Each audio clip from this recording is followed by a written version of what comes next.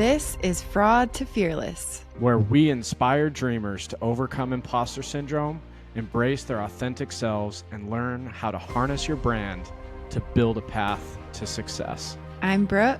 And I'm Hayden, and we're your hosts. Welcome to the show. All right, everyone. Our first ever, you can see a third face. Joe Carelli is joining us. He is the first ever official guest on the Fraud to Fearless podcast. Joe, welcome. Happy to be here. Thanks for inviting me. To kick off here, we're going to give a little bit of an intro to Joe. So Joe is a retired engineer. He's worked in the industrial services sector in roles.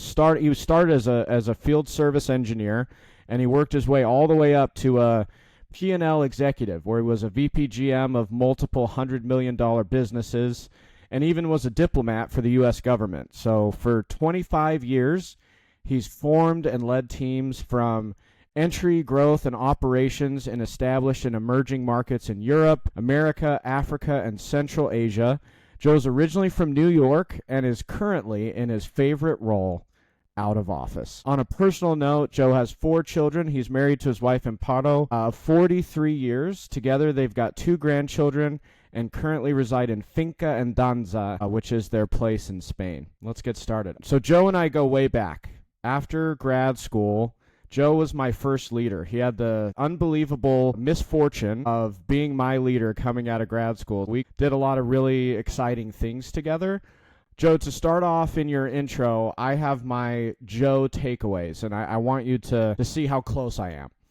So Okay. My debrief as we kick this episode off of our time together is you always knew what to say. So me and you were hand in hand in so many different things, and I saw you in so many different situations as a business leader, and I was always so impressed that you always knew what to say, regardless of the circumstances, regardless of what the dynamic was or who the folks involved were. You always knew what to say. So that's one. 2, I felt that you were a very empowering and trusting leader, and you stand up for your people. So we got to, promote some folks. We got to really take some chances on some individuals, and you were a huge part of that. So that's 2. 3, you listened. A lot of leaders either don't listen or they listen, but then they've always known the right answer, and so I felt like you listened. And then 4, I really feel like on a personal level, you truly cared for your team. So as we start off this intro, 1, I want you to give me some feedback on how you think my Joe's takeaways were. But then 2, when you think about your takeaways as a leader through your career, is there anything different, or are you and I pretty close? No, look, it's very flattering what you say. It's very, very kind words. I hope at least half of it is true. The one thing that I do want to talk about is the listening, because I think it's really germane to the topic. Okay, and I mean I would get to this at some point, but part of this sense of being an imposter, it can go 2 ways. And you pointed it out. Like some leaders, they want to stand up taller, they want to look taller than they are, they want to always, make everybody think they know everything. And for me, the imposter syndrome forced me to really to listen, to not be so self-confident that I thought I knew everything. In fact, I was quite sure I didn't know everything. And that was what led me to listen to people, not because I have so much empathy, or it was out of terror. Just listen to people, and maybe they'll keep you from doing something stupid or unuseful. And that's the root of that. And I think it comes from that imposter syndrome, which I have experienced throughout my career. I'm so glad that you say this, Joe, from the very beginning, because honestly, looking through your LinkedIn, even hearing the bio at the beginning, the bio does not do it even justice at all, because I'm looking through your LinkedIn and I'm sitting there almost drafting up a text to Hayden saying, we got to find somebody else. This guy's legit. There's no way that he's been through all of this stuff and has ever felt imposter syndrome. So you saying from the beginning that you felt it. Can you take... But I think if you look at my career, I didn't progress within an organization in a sort of a straight line progression. I have many radically different jobs in different industries throughout my career, including that diplomacy thing, right? And so each time I had to show up at one of these new roles, I was far from an expert in that role, very far. And I would have to sit in a conference room around the table with people that were expert, that only did that thing in that one place. And so I would show up having done lots of different things in lots of different places, but not with the expertise that they may have expected from me.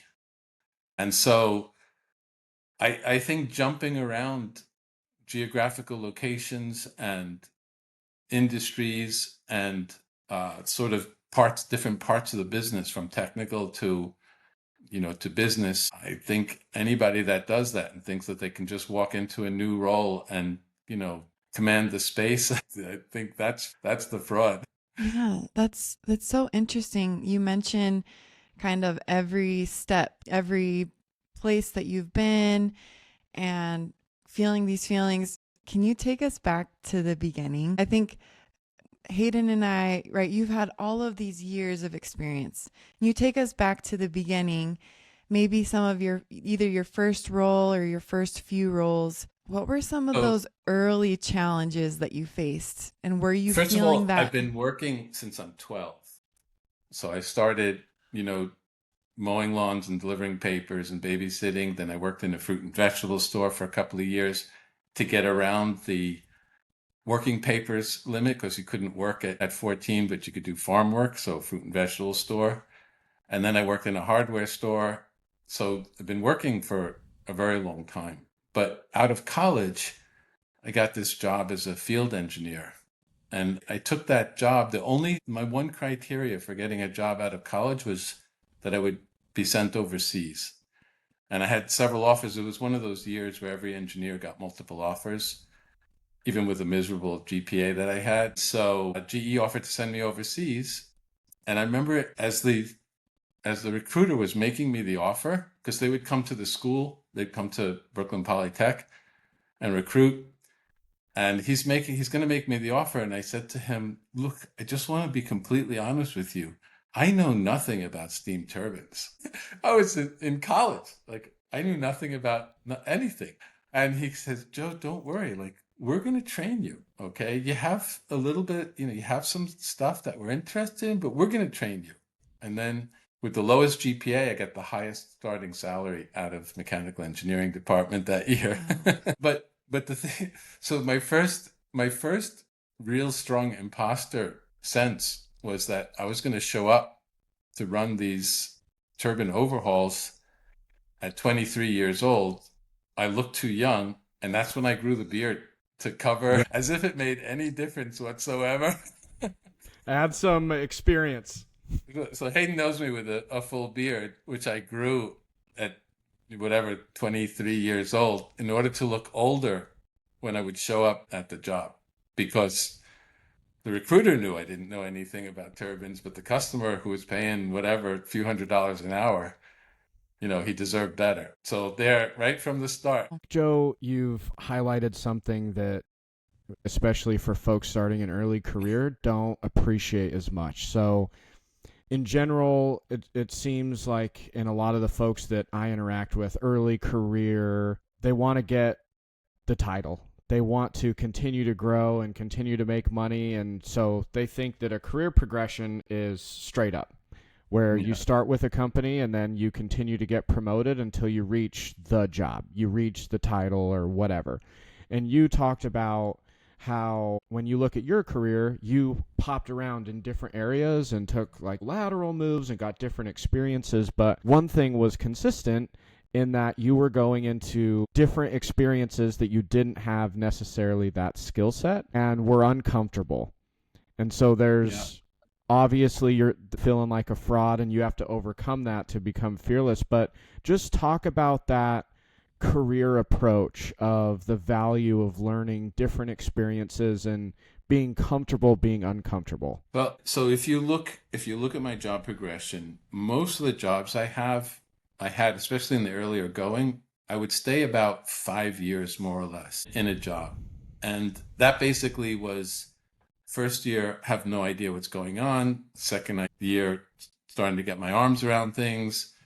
Third year, getting a bit of proficiency. Fourth year, starting to get bored. And fifth year, looking for another job. And as soon as I would start to see things come around time after time, that to me was too boring, and I would become difficult to live with, right? But when I did have to go and look for the next thing, I would typically look for something as radically different as possible, just because, and the more chaos the better. To me, I love chaos. Some people are really frightened by chaos, but I feel like I can operate in chaos much better than order. And you'll see in my career, I've almost never been in the headquarters of the organization. I've always been out and away so that I was not constrained by the order of the headquarters. In my own mind, right? I think there's probably a subset, maybe me included, that would think you get into a role and it's like, why? Why would you throw yourself into something that you have no idea what you're doing? And how scary that is. Like, my heart starts to beat. I've never done this before. What was in you saying you should go for that? What were you thinking strategically? Like, this would be great to get to the next thing? Or were there elements of the job? Like, talk more about that piece, because that seems like, oh my goodness, why should I make that kind of choice in my career path? It depended on what I was looking for at the time, right? You go through different phases in your life. Like when I was a field engineer, I had gotten married straight away. I don't think even a year after I graduated, I was married, but all we wanted to do was travel. And then after about 5 years of literally moving around the world with 4 suitcases, 3 for her and 1 for me, we wanted to settle down. So then I went to the local utility in New York and was pretty much able to walk in and get a job because I was coming from General Electric and all of their turbines were, from General Electric. But in each time I changed jobs, I would use something from my current experience that would transfer. So not 100% of my current experience, but maybe 10 or 20 or 30% of my current experience that would transfer into the next role. And again, it's not like being, I'm a junior engineer, I'm a senior engineer, I'm a responsible engineer, I'm an engineering supervisor, I'm an engineering manager, I'm an engineering director, I'm the VP of engineering, right? It's pretty much, my career is the opposite of that. But I would say I would take a little bit of engineering and a little bit of, field service and customer facing experience, and then turn that into the next thing, whatever it was. A lot of people, they say, this is what I do, this is the role that I play, and this is what I want to do my whole career. For you to be, and I think that's a huge part of your story, where you literally started as a field engineer and then you're running a P&L where you have a sales team reporting to you, you have a finance person reporting to you. Those different functions get sort of bolted onto your experience. I had to look for the commonality in my jobs through the years. Services was the closest that I could come, right? As a field service engineer, you're out, doing repairs on turbines. In the power plant, again, we was in sort of the maintenance and supporting operations, again, in a services sort of role where they were an internal customer. Brookhaven, believe it or not, our product was neutrons for the scientists. So we ran a reactor, and again, it was a service. I always perceived it as a service to some customer, in that case, the scientists. Then I was, went on to be a diplomat, which was crazy. Nobody in engineering, I think, includes in their career progression, at some point I'm going to stop and I need to be a diplomat, okay? So that was a crazy left turn. But what that job did for me was it taught me a lot of discipline. Up to that point, I was pretty undisciplined and, opinionated in what I think. I would want to move, press forward without much fear and make course corrections, because I had been taught that by GE and experienced that in my jobs. But diplomacy is a different environment, and it forced me to be a little bit more thinking in what I would say, how I would say it, how I interact with different people. It was very multicultural because it's what they call multilateral diplomacy. So it's in the United Nations organization. And so you're literally dealing with every country in the world. And so a lot more cultural sensitivity, just a lot more discipline in your thinking. Also, it's representing the US government. So my opinion didn't count really when you take that role on. You have to put your own opinions, sort of repress them, and you have to say the opinion of the president and of his administration. That's your job. Otherwise, if you can't do that, you can't do that job. So a lot of discipline there, which helped me later on. So at that point, I had done a lot of power plant services. I had done a lot of customer facing roles. I had done this diplomacy thing. And then that was the first time that I really got a P&L leadership. It was relatively low level. It was what they called an operations manager. But my first job was to go to Spain and stand up the business for servicing combined cycle power plants in Spain. So my first job was to hire people. Within 3 days, I was putting ads in the local newspaper to hire engineers. And I hired 30 people in, 6 or 8 months and built that team from scratch. And that business went from zero to about 100, and I don't remember, 120 million a year in a few years, 4 or 5 years. Wow. Yeah. But you see, it had elements of each of my previous jobs. So now I started to think of myself as as a business leader. And that's what I like. And by the way, being a business leader is really like being a project manager of bigger and bigger projects. This was an observation that I made. And so I kept looking for bigger and bigger projects. I see this red thread of each of the jobs that you've gone into. You found these different pieces that were going to help you with the next job, and you stepped into those things. I'm just curious, was there ever a job that you almost didn't go for, or you almost held yourself back from an opportunity because of this imposter syndrome, or I don't know if I can do that? Actually, when I was in Spain, my boss got promoted, and so his position became vacant. And I applied for that because people told me to. That one did not come from myself. I didn't feel like I was ready to go from $120 million business to a $600 or $700 million a year business in one go. People said I should do it. I didn't get that promotion. I didn't get it that time. And then I went on to do some managing director roles and other troubleshooting. By that time, I had a reputation for being able to sort of organize something out of chaos. And so that led to me going to Central Asia. And then it led to me being sent to Africa, which was really insane. Like, that was crazy. That was the craziest. Nigeria is anarchy. You don't have to imagine it. You don't have to read books about it. Just go to Lagos and experience it firsthand. It's anarchy. No rules. Your freedom starts where mine ends, and vice versa. I was sent there to shut that business down. Like, my boss, who I had to work for in a couple of different roles, he actually is the one that hired me back into GE to go to Spain. He sent me there because it was a time when oil and gas was booming, and they didn't have the bandwidth to manage the business in Nigeria. And he said, Joe, I don't have a role for you right now, but I need you to take care of something, because I was sort of transitioning out of Central Asia. He said, go down there and just shut the business down and let it go to the competition. We've got bigger fish to fry. Okay. So I go down, and he organized a dinner for me with the general manager of Shell in Nigeria on my first trip. And so I sat with that guy at dinner, and he was skeptical. This doesn't begin to describe it. Okay. He said, I'm meeting with you because I had to. He was my boss, the GE guy at the time. And I sat with him and I said, look, I don't know anything about the business.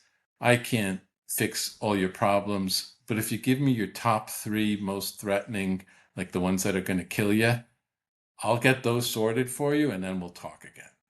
And I did, right? It took me a few weeks, got things sorted out, and went on from there. But again, you talk about, the imposter syndrome, I have to go sit with a general manager from Shell, one of the oil majors, in one of their primary production, fields. And oil and gas is a crazy field because this didn't happen with this guy. He was really quite a gentleman.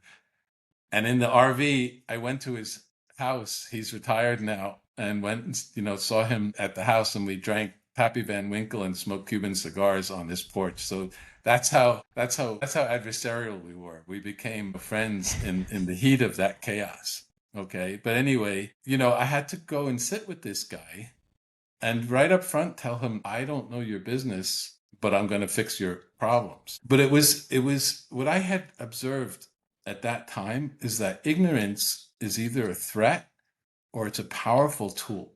Because by admitting up front that I'm not an oil and gas guy, I was also going to say, you go sit in these conferences with 20 oil and gas guys, and they have a secret tattoo. Okay. And you go around the table. Hayden, this was unbelievable. This happened.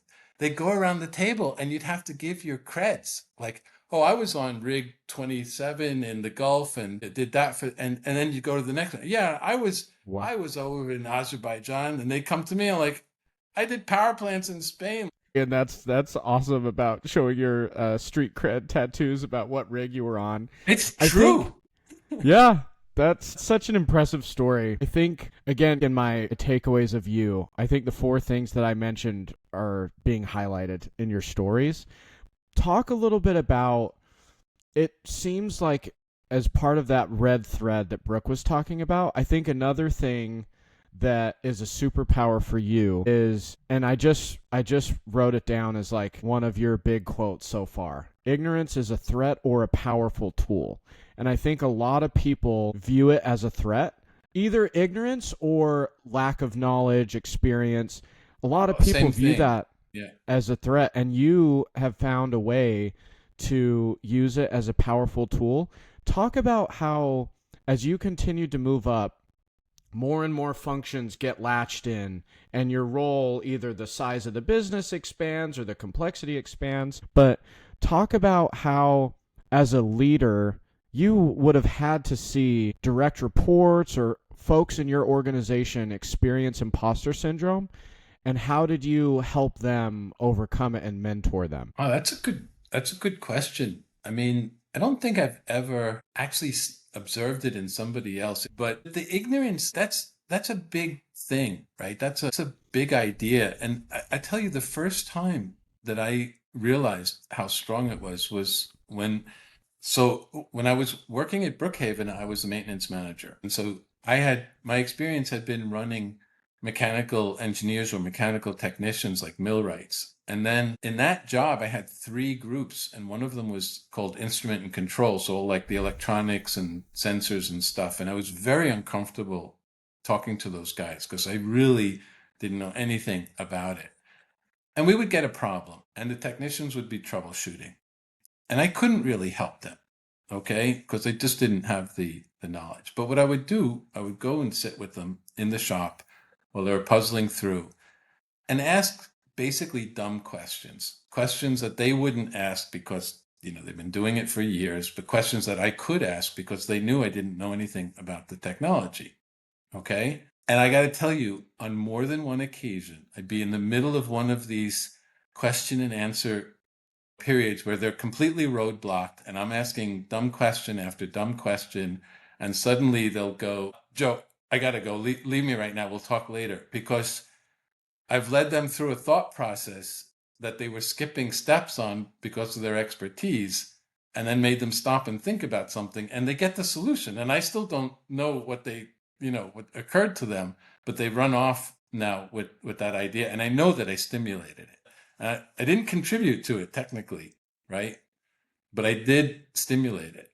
And so, fast forward to Nigeria, I'm walking around the service base with the service base leader, and we're looking at all these huge painted yellow shapes, these huge steel structures that go down on the subsea to produce oil, right?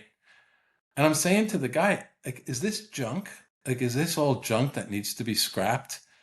And I'm in my inside voice, I'm saying, if we close this business down, and he's like, no, this is this tool, and this is that tool, and this is critical, and the customer's asking for that one over there. And I'm like, well, then what? Like, if the stuff is here and the customer wants it, why aren't you fixing it up and, giving it back to them and charging them for it? Oh, we don't have this, we don't have that, we don't have the other thing. Like, so if I give you this, and this, you'll go fix this thing?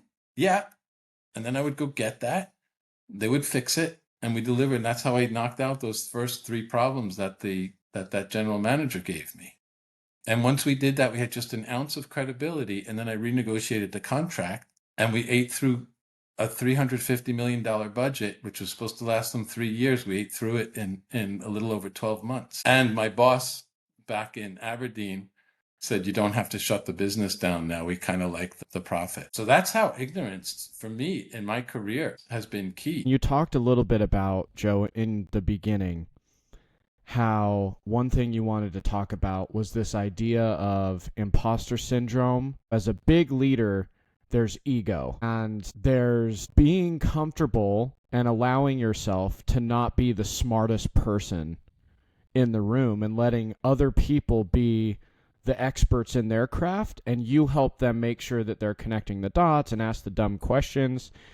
Do you feel like in the leaders that you worked for, I imagine you had a range of some leaders had really big egos and others did better at this idea of, I don't have to be the smartest person in the room, but I can still add value.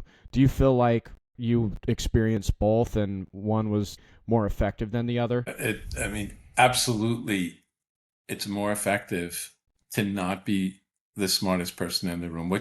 So in a lot of ways, I lack confidence in certain areas of the business. But one thing I always had confidence in myself is that I can take a step forward and another step forward towards a goal, and I'll be able to detect mistakes soon enough to address them before they become catastrophic. And maybe that's a false sense of confidence, but I always had that sense of confidence because I had worked in chaos so many times. I felt like, look, if I get this wrong, we can fix it. And also, I know I don't know the right way forward myself. And so if I engage the people and ask the questions, then maybe we can come up with a step. And then what a lot of times you'll find, people will say, oh, if we could only do this or that or the other thing, but they don't have the courage to do it. And so then I can say, all right, well, I got a little bit more horsepower than you. I'll go do it. And then, I'll take the blame if it goes bad. But again, knowing that I'll catch it before it becomes, a complete catastrophe and make the course correction and keep the thing moving forward. Where a lot of people don't have that sense that they can do something like that. And they won't take the responsibility. They won't. And so leaders that think they know everything, they're just heading for a head-on crash. Like, I tell you something, the most fearful thing for me was to give an absolute direct order and not give people a lot of space to object to an idea. When Joe gives an order, it's more like a thought or a suggestion or an idea, but really he's telling you to do something, but he's doing it in a way that invites, objection. And that's what I do, because I'll never have that level of confidence to think that I know everything, and that if there's 10 people that I'm working with, that one of them's not going to know more about something and be able to see around a corner and keep me from really screwing things up. I'll never have that level of confidence. Wow, Joe, this feels like a humble confidence to me. I love this perspective shift that you've given us, because it feels like the imposter syndrome or this fear of making mistakes or not knowing enough, you've taken that and you're saying you don't actually have to overcome it. Yes, you embrace it, because you're taking the cards and you're using it as a strength, that it's actually a gift. It's such a gift. So I love this. But always with the confidence that you can catch a catastrophic mistake before it becomes a catastrophe. And I have been able to do that. And I tell you, part of that is because I would always talk to people at all different levels in the organization and always really be trying to talk to people that were face to the coal, face to the customer. I don't want to say co-opting them, but engaging them in a way that they would come and share stuff with me. I mean, I used to tell people in Intelligrated, I'm here at 7 a.m. Everybody else is here at 7:30 or 8. If you want to catch me one-on-one without an appointment, come early and walk into my office. The humble confidence. Like most leaders, a lot of leaders don't do that. They don't have the door open. They don't allow open door policy. And I think that's, again, access, right? I mean, if you're the most senior person in the organization and you're walking the talk, showing up at 7, anyone can come and walk in your door. That helps people. You're more approachable, but then that also helps them feel confident enough to talk to you and highlight issues. Yeah. I mean, it's literally, logistically, it's a time and place where they know they can catch me without going to the secretary, without asking me for a meeting. They can come in and say, they can make it very casual, right? And by the way, kind of thing. So, but I've done that through my career. But I traveled a lot. I've been in 62 or 68 countries, okay? You want to hear a funny story in that score? So in Nigeria, the salespeople were trying to sell a big job in Mozambique. And I was like, look, I've got today problems. If you actually sell that, then I'll engage. But until you sell it, I'm not going to give it attention, because I was already, swamped with real, day-to-day business that was making money. Anyway, I would get called to a conference call, and they would go through a 25-page deck on the shop in Mozambique that had to be built.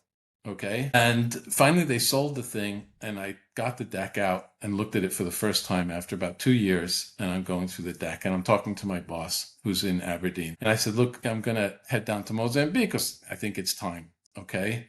He goes, look, the shop where they're going to build the shop, they're telling me that the issue is that the road down to the port has a very steep pitch and we won't be able to move these huge steel structures because they'll tip over. Can you check that out? I said, absolutely. It's on my list. So I go there. So they pick me up at the hotel. We're driving for a while. Then we go off-road in Mozambique. We're on a dirt road for several miles. And I'm thinking they're going to harvest my organs and sell them. Like, this is it. These were real thoughts going through your head. Yes. Oh my goodness. Then suddenly we can see the water and we start down this dirt path of switchbacks back and forth, very, very steep. Anyway, we get down to the beach and there are these women and they're throwing these round nets with weights around the edges of them. They're throwing them into the surf and then they're pulling them back and they're getting fish and then they're putting fish into a basket that they have balanced on their heads. Okay. And I asked, where's the port? Oh, there's no port. There's only the pictures and the renderings of the port. And so I text to my boss and I say, it's not so much the issue with the road down to the port as it is that there's no freaking port here at all of any kind. There's just a beach and women fishing like they did in biblical times. That's what I texted. Whoever put that deck together and has been pitching it periodically for 2 years, you need to find them and fire them because they never bothered to come here. Nobody knew. Nobody literally knew. It was one of the most absurd moments of 50 years of working. If you can imagine serious people getting on conference calls every 2 or 3 months because the salespeople are saying we're going to close the deal over the course of 2 years, and pictures of a port, which then when I looked at them, they were renderings. That's the most extreme story of ground truth that I've got. Let's go get your own ground truth. And then even if you're an imposter, you can bring something to the table because nobody bothers to go find out the actual truth. Yeah. It's a great example, Joe. In a previous episode, we talked about this idea of walking your fences. And if you're the leader of a business or you support a business or if you have customers, you have to go meet the customer. You have to walk your fences. If you work on a farm, in order for you to know what to go fix, you need to walk your fences and make sure that you know what the issues are. And if you've never been to this make-believe port in Mozambique And as we look to kind of wrap up here, I want to give you an opportunity through with your, 50 plus year career. What would you say are your top 3 lessons you've learned about overcoming fear and feeling like an imposter and self-doubt? The first thing is you have to have enough confidence in yourself to not become paralyzed, but not too much confidence to think that you don't need to really solicit thoughts of the people who are actually doing the work. It's kind of a balance, but it's so critical, right? And I wrote one of those articles for LinkedIn about this. If you don't create a safe space for that to happen, then you are dooming yourself to being poorly informed, right? So if somebody brings bad news, you have to really thank them and celebrate that they're bringing you bad news. Because if you bring me bad news, then I can think about what we can do about it. And the sooner they bring it to you, the less catastrophic, you're probably going to have to deal with. On the other hand, if somebody brings you bad news and you go, you're stupid, useless, it's like, how did you let this happen? What happens the next time there's bad news? You never find out about it until you get a call from the president of the customer that doesn't bother to call you. He calls your boss, right? That's the consequence. So, Right. having a little bit of confidence in yourself, but not too much, and creating a safe, very hyper safe space for bad news to emerge, couple of critical things, and getting your own ground truth. Any closing thoughts or reflection on what we've talked about? I want to tell you one last story that you made me think of. I haven't thought of in a long time, but because I had a reputation as a troubleshooter, sort of a side gig for me, they sent me to Equatorial Guinea because they had a joint venture there. And the relationship with the joint venture partner had ruptured, and the relationship with the customer was non-existent, and the relationship with the workers was, really bad, bordering on them wanting to go on strike. And so I resisted doing that because didn't want to go there. Basically, it wasn't it wasn't in my area, and it was anyway. I went because eventually the boss says, buy a ticket and go, and so I did. Okay, so I show up. And one of the things, I'm just going to give you one as an example, was there was a sign-in book in the office. And if you were a local, you had to sign in and sign out. But if you were an expat, you didn't have to sign in and sign out. And the local guys took issue with that, obviously, right? And so I told the general manager, either everybody signs in or nobody signs in, you get rid of the book. One or the other, pick right now, what's your choice? And we'll get rid of the book because they didn't want to be signing in, the expats. Okay, problem solved. And a litany of things like that. Okay, fast forward 6 or 8 months, I got promoted to executive. And so I was recruiting for a shop leader. And the same guy that was running the job in Equatorial Guinea comes and interviews for it. And I let him go on and on for 30 minutes, very polite about all of his accomplishments. And at the end of the interview, I said, I just have one question. Why didn't you do the things that I did when I was sent there without me having to go there? Like, why was I ever asked to go and troubleshoot that site? And he goes, well, you just came in and took control. I said, but we were peers at the time. We were literally same salary band, same title. We were peers. And you let me come into your business and make a dozen changes that you should have done yourself and didn't. But also you let me come in and make those changes in your business. I've got some closing thoughts, and I know Brooke does as well. So we can kind of close out all of the nuggets that we've talked about over the past hour. I've got 4 things for you of my reflection on what we've talked about. One, I love this idea of being comfortable being uncomfortable. This idea of finding ways to go get new experiences, maybe in new roles or new industries and new geographical areas. And different geographical areas, and making a portfolio of experience instead of being known for one thing and doing that one thing your entire career. Which is not necessarily bad, right? No. It's just different things for different people. But for me, one thing in one place for my whole career was not possible. Right. Two, the second you said it, I had to type it, but ignorance is a threat or a powerful tool. And I think in all of your experiences, that is very much highlighted as you using that as a powerful tool, which I think is a superpower. And then two things that aren't really a takeaway of today, but this episode is just very special for me. And Joe had to be the first guest speaker because he just meant so much to me in my career. But Joe, I don't know if you remember this, but the first time you and I ever talked on the phone was probably 2 months before I started working with you, but it was like 4 a.m. Utah time. I think you were in either in Ohio or still in Lagos, about to move to Ohio. But you and I talked, and you say, Hayden, listen. And then you explained the business in terms of the animal kingdom.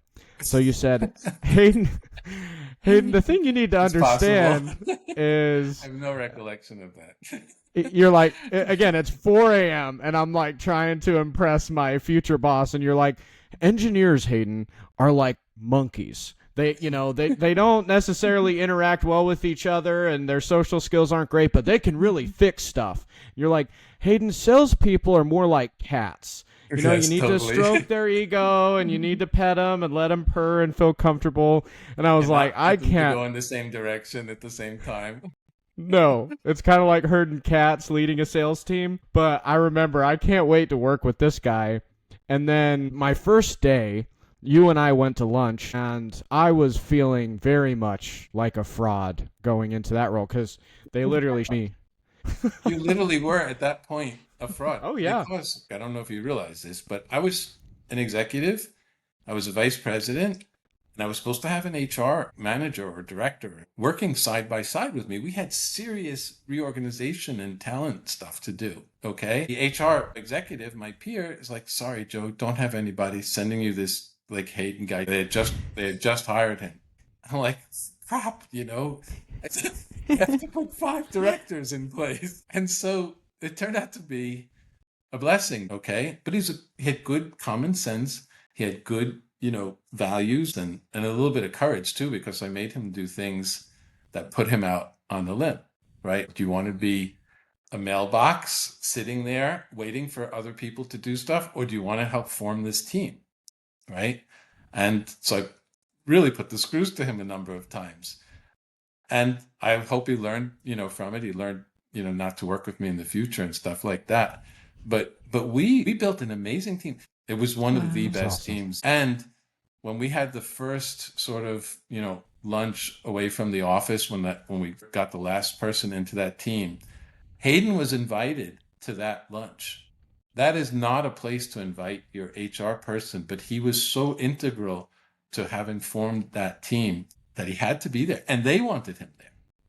Wow. Because we went out and got those people, talked them into it, made them great offers, gave them great, career progression and titles. And, it was an amazing team. It was a very powerful team. Yeah, it was. It was an amazing experience. I mean, going from college to, being right hand to a VPGM was, it was a great fraud to fearless story. Yeah, he was punching 2 levels a bunch's weight there, and he lived up to it. Yeah. But on my first day, Joe, I'll never forget, we went to lunch and you said, Hayden, no matter how bad you mess up, it's okay. I got your back and we'll fix it. And so I love this idea of like avoiding catastrophe. So that's my third takeaway. And then last takeaway that you can all hear about the way Joe and I just talked about that first experience. But I think the greatest compliment I've ever received so far in my career is Joe coined me his wartime consigliere. So we've been referencing all the work that we did together in our time together, but Godfather reference, if you haven't seen it, look up what wartime consigliere means. But I was Joe's wartime consigliere, which I still use that title with a lot of pride. So those are my takeaways from today. Yeah, but, just consider that, why I said that to him. So it was a very complicated dynamic that we were in. I mean, he can tell you more about it. And I can be impulsive sometimes, at least in my initial reaction to something. And he would, not be afraid to say, no, Joe, not going to be doing that. I'm going to do something else different. And it didn't matter that I was an executive and a VP and he was right out of college. He never from telling me when I was about to do something wrong or stupid. Having So the that's courage. why he was my consigliere. Yes, talk about fearless. I've been sitting here, I've been taking all these notes, Joe, on all the things that I love. You know what I love about this advice that you've given us is it's not only sound in business practice, but it's also sound parenting advice. When I hear you say, create an environment so that people can come to you with problems, my goodness, the game changer that happens not even with your children, but in relationships. So this is just like this can go deep, but I'll tell you my favorite comments that were made. So this takeaway of being willing to go and do the work that other people aren't willing to do. Well, In the sense of like, and correct me if I'm kind of pulling this the wrong way, but hearing that story of you going out to this port, right? Nobody wanted to go make the trip. It's a lot of time. And so if you're in these experiences, I'm thinking for myself, I've never done this before. I have no idea, but I'm going to go out and do it anyways, go and do the hard thing that nobody else wants to do. That's going to give me another sense of confidence or help me through these feelings of, I don't know if I can help in the situation. I don't know if I can do it. yeah, for sure. And I have, like, for career progression, if you're super talented, I did have to sometimes go to the locations or the jobs that other people wouldn't go. That job in Spain that I got, they could not recruit for it. And then, I got recruited and people are like, why'd you take that job? And I think it's going to be a great job. And then after a year, when I hired all the people and started to get the revenue, then they're like, oh, I should have taken that job. But people were too, afraid or unwilling or whatever their motivation. And I was like, I'll go there. I'll do it. If you want to hear the interview line from that, it's freaking classic. So the guy, we're going through this whole thing and he's like, Joe, this is going to be a $2 billion portfolio. Does that scare you to be responsible for that? And I said, if you're not scared to give it to me, I'm not scared to take it. He made me the offer. So that was, Wow. it was pretty funny. That Was is just on the spur of the moment. That's pretty fearless. Going back to this fearless but humble confidence that I loved in the beginning, you kind of talked about, you would just tell people, I have no idea this situation or anything about your business, Yeah, but so I'm going to walk me fix your through it. problem. Walk me through it. Yes, walk me through it. And not being afraid to ask the questions. Those are my takeaways, is stepping into a situation that you don't know or you have this fear. Have confidence in the fact that you don't know, that you can ask all the questions that nobody wants to ask, and you can still be honest and upfront, and that will play to your benefit. Great episode. I think there's been a ton of nuggets and reflection, and I've learned so much. In true Fraud to Fearless fashion, Joe, we always end an episode with Q&A. So with you being our first guest, and listeners, Joe he was not briefed on these questions, so he has no idea what I'm about to ask him, so we're going to put him on the spot as a thank you for coming and talking with us. So, Joe, you wrapped up your career, and to finish your victory lap, you and your wife bought the Mercedes van, and 1,000 miles later, in every U.S. state. I want to know, what was your favorite state from that trip? So for some reason, my family members and friends laugh when I say this, but my favorite place was Boulder, Colorado. Okay. It's full of these aging hippies. And what I found is I'm actually a hippie, and people don't believe it, but I am. And you walk around Boulder, everybody's smiling. Maybe they're high, I don't know, but the people are happy. And I really loved being there. We spent several times when I was crossing back and forth the Rockies, we'd always divert to Boulder and spend a few nights and just park the RV. And it was very, very happy, friendly place. This has been great. Thank you so much for your time and sharing so many nuggets and knowledge and lessons learned and advice. We really appreciate it.